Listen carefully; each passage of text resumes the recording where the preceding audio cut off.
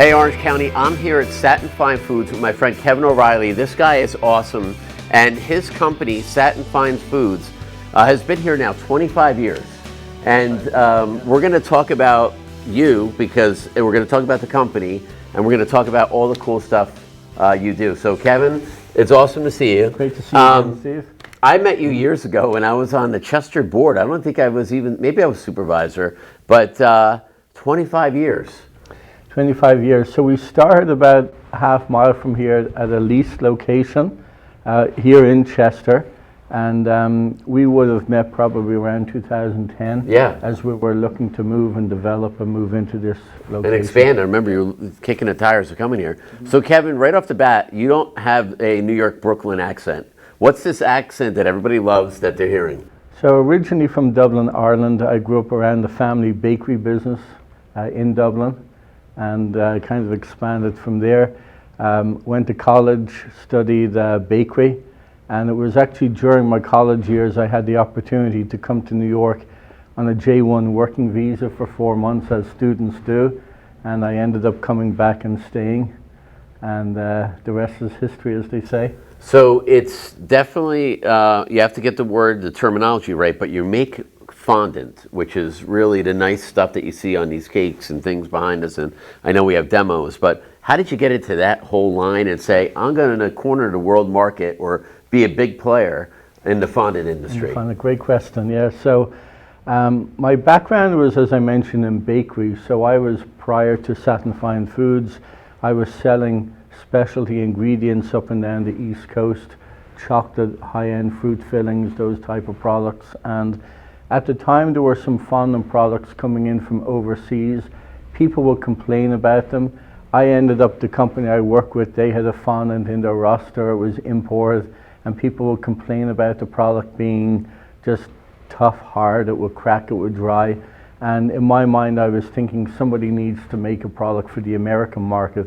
You can't take a product that might work in the UK or Europe and force it on the American market. So, especially if they weren't happy with it. Correct, yes.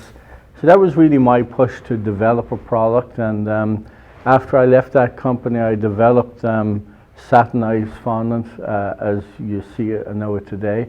And yes, it's a specialty niche product. Probably most people would know fondant from seeing it on TV, or if they've had it at a wedding or a birthday cake.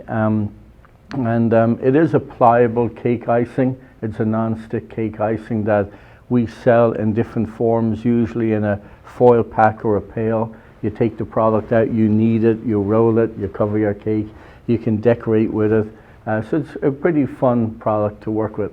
You've built this up on your own, and you have, I mean, I'm going right into, like, I'm thinking about the Queen's Jubilee. Yeah. The late Queen of England, her one of the, the cake for her celebration had your fondant on it. Yeah, well, there's, we were at that time exporting to a lot of markets, including the UK and Europe. Our biggest market would be the US, North America. But you have this great, you started working for a place that didn't have exactly what the customers want. You develop your own, and now you've been part of these great success stories. And you've probably got to interact with a lot of cool people, right? Yeah, a lot of bakers and chefs across America, across North America, would use our product, and obviously they're using our product to make these beautiful, sculpted, elegant cakes, and really they're the heroes. We just make the fondant, and it's been successful, obviously, over the years for a lot of people, and continues to grow. So I got a lot of things going on in my mind. Like you see these personalities on TV, and some of them are pretty aggressive. Are they tough to work with, easy to work with, and do they give you feedback to say, hey, can you make this with a little bit more of this or a little bit more of that? Have you adjusted based on some of their input? Sure, yeah, good question. In the early days, we did adjust the product based on feedback, and that was making small little tweaks to the product, but people know Duff and Cake Boss and these personalities out there, and I suppose when you look at what's on the TV land, we'll say, without getting specific, those shows have come from the Cake Challenge through Cake Boss to shows today, such as Is It Cake and Nailed It, etc. You nailed it is great. Yeah, My kids yeah. love that. Yep. So you'll see our product being used on those shows. You'll see our pails and the logo in the background. So most of those well-known artists will use Satin Ice. That's great. So I just going all over the place. You know, you started this off, and a lot of people watching this are either own their own business or maybe work for a business or want to do what you did and said, hey, I think we can make something better. That leap is a pretty big leap of faith, right? You're putting a lot of risk to try your own and to try different types of products and to expand. I remember you were really, when you were across the street looking at a different piece of property here, it's a big leap of faith for you, right? It is, but again, I think like any decisions that we make in business, you have to reduce or eliminate the risk where you can. Right. And you know, we had grown in a small location. We started out in 2,500 square feet. It was a leased facility. We grew there to be 10,000 square feet before we moved into this facility here. This facility is just under 100,000 square feet. So this comprises our manufacturing, our warehouse, and our office space. So Kevin, we were talking about this. One of the goals was to try to get into the retail market, because back in the day when I first met you, I think it was really one big name in the stores. So I remember when your name started appearing in your product in these stores. That's when I knew you met that benchmark. But how do folks watching right now get a hold of your product? I know they can figure out how to use it by going to YouTube, because that's a fail-safe for everything. But you have you have like tutorials on how to get into that too, or? Yeah, so we have a great website, and we kind of put everything into our website. If your watchers want to go to satinice.com, okay, SATINICE.com, satinice.com, and in there you'll get the story of the company. You'll see our products, but we also have a lot of videos, tutorials that will show you how you work with our product. And going back to when you asked me about fondant, yes, we started the company in fondant. Over the years, we've added other products. So we've commercial items that the bakers, the chefs would use, but we have items, smaller items like cookie icing, glaze, meringue powder, those type of products that families would use at home. So you will see those on the website, and we do sell those in various retail locations. So yeah. Who is the innovators out there? Is it the bakers out there that are coming to you saying, hey, I want to get into this new niche? And like, how do you come up with those new things, like the meringue and all that stuff that you might, or the cookie that you might not have originally started with 10, 20 years ago? Where did those ideas come from, internally or externally? So social media is obviously huge for us. Yeah. So Satin Ice is on all the main platforms, and sometimes we see that influence coming from, it could be kids at home, it could be families working together.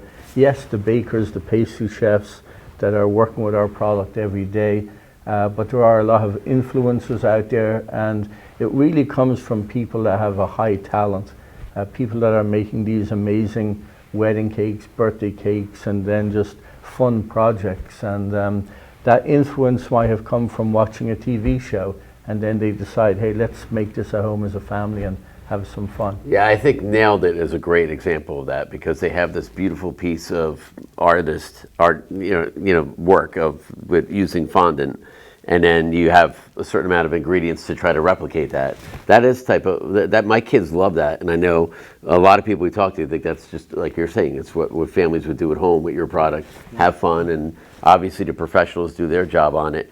Just by curiosity, how much volume of ingredients is coming in and going out every week or a month? Sure. When you look at that? So to give you an idea, we use a lot of sugar here. Our sugar would originate from Florida, from sugar cane, and it will go through a refinery, but we're going through anywhere from 2 to 4 truckloads a week of sugar. So that gives you some indication. Wow. That product will be used to make the products that we produce here today, from fondant to gum paste to modeling chocolate, etc. And then we've built out our line where we do have other items such as food color, meringue, royal icing, choco dip, various items that the baker, pastry chef, or hobbyist cake decorator would use. That's great. Yeah. Now, do you have in your office here and your staff?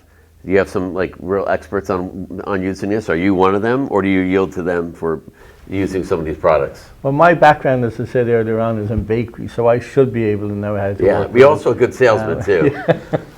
But we do. We've a lot of the staff members have worked with our products, and some are a little better than others. And on occasion, we'll have a little in-house competition. Maybe That's great. Making a cake, and that's very cool. Yeah. You could have went anywhere in the world, and you're obviously from across the pond, as they say. You were from Dublin, Ireland, and it's, you know, this is a worldwide economy. How did you pick the United States, and how did you pick Orange County, New York? Sure. I have moved up here with my family, living here in Chester, New York, since 1997, and I started the business here. And it was a great place to start a business because of just the infrastructure for shipping product. You know, we have a lot of common carriers come in here, pick up pallets of product, they take it out of here. We have international customers where product will be picked up here and then shipped out of the port of New York, New Jersey. So that's obviously stood to our benefit as well. Great. So you're close to home, and it works for all your distribution points. Correct, yes. Awesome. And then as far as even just working here and people, we would employ a lot of people from around Orange County. Some are 5 minutes away, some are 40 minutes away. Wow. And yeah. How many employees do you have right now? Right now we're around 70, 72 That's employees. a lot. Yeah, yeah. And one of the things I wanted to talk about with you is during your time as an employer, one of your employees' child was having major health issues and challenges. And you've basically joined forces with that family and other people to help raise money to, I remember when the house was, we cut the ribbon on the home in Middletown, it was Sky's home. Yeah. Can we talk a little bit about that? Like, how did you get involved in that, and how many other people are you able to help now? You're starting to expand that charitable. Sure. Yeah, you're correct in saying it was one of our employees. We helped the Mendoza family, and as you pointed out, Sky, she was 14 years of age when this accident happened. She was in a tragic accident on the New York Thruway that left her paralyzed from the neck down. And you know, we rallied around, people in the community rallied around to help her. We were able to build a handicap accessible home for her and her family, and she resides there today. And yeah, it was a big positive that came out of a tragic situation. And it's funny because Sky actually sent me a note this morning. Oh, that's cool. And she was able to, with her family, they created some shamrocks made out of fondant that she sent me a picture of. It's on my phone. She, so, yeah. When I went to the ribbon cutting and we walked through the house, I remember how proud the construction workers were to be part of that team. So one of the things you're doing now is you're helping other families, and you're going to be part of an event that I think they're having at the barn, which, by the way, just as a coincidence, is one of the stories we just talked about on one of our last NeuCast, the Fredanza family. Yeah, and they've been fabulous, by the way, because they provided the Villa Venezia location and event center that we had the first event back in 2023. We've had events since then, and we've helped numerous children in the county that have had various special needs. So we've been able to help out by providing, this year we're actually raising funds for 2 children. One is in need of a handicap accessible vehicle, and the other we're doing a small build out of the home for a family up in the Walden, New York area. And it's actually true, we work with a charitable organization in New Jersey known as the Spring Lake Hope Foundation. They've partnered with us on this to help these kids, so we could, you know, mention that name. But yes, we've continued to help other children in the area, and we're looking forward to another successful event. As you say, this year It'll be an outdoor event at the barn. Okay, cool. So it'll be relaxed. It'll be fun. We'll have the children there and their families, and That's great. That's coming up on June 10th of this year. So you have 70 employees. What's the toughest part about this business? Because you said the U.S. is a big part of your market, but you're going all over the world too. You have to go to these conferences and conventions where they're debuting this. I'm sure there's competition out there still, so you have to stay on your A game. What's the most difficult job for you as being the head of this company? I think the challenge is always maintaining our business. We have great customers, so we work hard at keeping our existing customers that we've had for many years, and also we grow the business then by coming out with new products. And so now, although we started out making fondant, today we have a whole array of products for the baker and the pastry chef that we offer. And to your point, we do sell our product internationally. Like most, we were hurt by COVID during that period, and that took a step back. But we do supply our product to over 45 countries around the world, and then throughout North America. So yeah, we're busy. Do you ever see yourself as having to build another big manufacturing facility, or do you have it all pretty much covered here? We're covered here for the most part, but as we expand into new products, that's where I might be coming for your help again. Yeah, of course. We're proud to have you here. I mean, this is a great company, and like we said, you give back and you have a big heart. I know a lot of your employees. I see running on the Heritage Trail and stop me, and longtime employees. And I bring that up because a lot of companies suffer from high turnover rates. And that makes it difficult to keep your regular flow when you're constantly getting new people in there. But you have a lot of familiar faces, and it's good to see that. Yeah, no, we've had a really great employees here. We have a great team here. Many people have been with us for many years, over 15 years. And and we continue to add to the team. While we have our collection, our portfolio of products today, we're always looking to add to that, and those new products we will continue to manufacture under this roof. Usually the need is equipment for manufacturing specific items, so we do look at new items that we look to introduce over the next few years, and but there's always a need for investment. So going back to your point in regard to anyone coming into the county that's looking to start up, I would say reach out to Orange County Gov, but also the IDA, Orange County Partnerships, other groups that are out there that help me, and these are the organizations and the groups and the people that have done it many times, so they know the pathway. Right. And for people starting out, it's usually the guidance you need and the support, which is important. One of the first things I remember from when I first was introduced to you and we became friends is that you traveled a lot yourself. So you've always been the front, you were selling the product yourself. It wasn't someone else, and I know you have another team that helps you do it too, but you've always put yourself and your credit and your credibility on the line for the products that you sell here. And did that help you when you went into your own business, that you had these relationships and that you personally were vouching for what you're selling? Oh, 100%. Without customers, you don't have a business. Yeah. And that goes for anybody watching this. So customers are vitally important. So you are correct in that I was the face in the beginning. I'm still the face today when it comes to going out there. I enjoy interacting with customers. I enjoy working with potential new customers. In fact, I had a call about an hour ago with a new company that we're looking to work with as far as the distribution of our product. So those things never go away, which is a good thing. Yeah. And we continue to nurture them. So customers. You successfully navigated through COVID, which really put a lot of people out of business, all different sectors.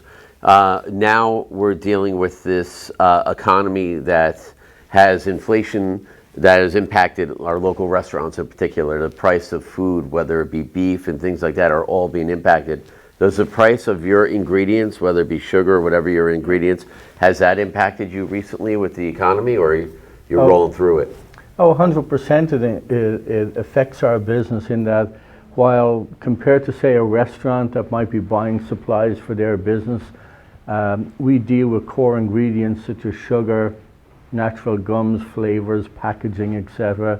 We've seen those products go up several times over the last 4 or 5 years, and as a company you try to absorb what you can, but there comes to a point where you have to pass it along, especially when you know that that increase isn't going away. So yeah, we have to increase the product, but the price of it, but we've always tried to be very fair with that and not gouge in any way. And you know, our customers in turn have to pass that along. So if you think of somebody manufacturing a wedding cake that maybe a few years ago they were selling that for $700 or $800, and the price is now up to $800 or $900, it's the cause of inflation. Right. You see yourself in the next 5-10 years, where's Kevin O'Reilly going to be? Hopefully working with you. That's awesome to hear. No, I'd like to obviously continue in the business. You know, we have our goals and ambitions of continuing to grow the business. So, you know, I try not to think too much about retirement, even though I'm probably not too far away, but maybe reduce the days, the hours, but, you know, I'm driven to continue working and supporting the team that's here. And to be honest with you, probably every day when I come to work and I see a parking lot of cars full of vehicles where people are coming to work for me, that's what drives me, that's what keeps me here. And you know, it's not just doing for me, it's doing it for everybody associated with the company. And that's why we wanted you to tell your story, because it's such a great story. And you can tell you still have this passion in you, which to really do some really cool stuff. And I think it's incredible, your work ethic. I remember, again, every time I talk to you, you were really going out there and pushing your product and doing everything you could. And meanwhile, back to keep these folks employed and to keep this company successful, I think it's a great thing. And it's just really core to what makes Kevin O'Reilly tick. We started out with 2 employees in the very beginning 25 years ago. I think when we met and when I was moving to the new facility, we were at about 30 employees, which was a lot of employees at that time. And to grow to 70, it keeps the pressure on me and on us as a management team. So it's good, it's important, but it's a good thing. Kevin, when you encountered a lot of these ups and downs, like we said, COVID and the economy's always been up and down, what's been the biggest thing to help you get through it? You know, because a lot of people say, it's enough, I'll put my hands up, I give up, or we're not going to make it through. What was some of the biggest things that help you get through the toughest times? I would say without doubt, number one is the team of people that work here, because, you know, every week, every month there's challenges here. There's the big challenges like COVID, but we have a great team of people here, and I say that from the heart. That's you know, great. People that have come in, and many of them that have been here over the years, and some new blood that's come in the last year or two, and a great management team that are here, and those people are as dedicated to Satin Fine Foods as I was and am today as well. That's great. Yeah. It's always been great to see you, Kevin, and so happy to see what you do and give back, and the passion that you have for this trade. It's just great. Yeah, thank you. Thank you for letting us have some moments of your time and hearing your story. Maybe we'll get an apron on you. Yeah, absolutely. And I think a hairnet too. Did you have to wear hairnets too, right? Yeah. Some of us. Yeah. Yeah, sorry, yeah.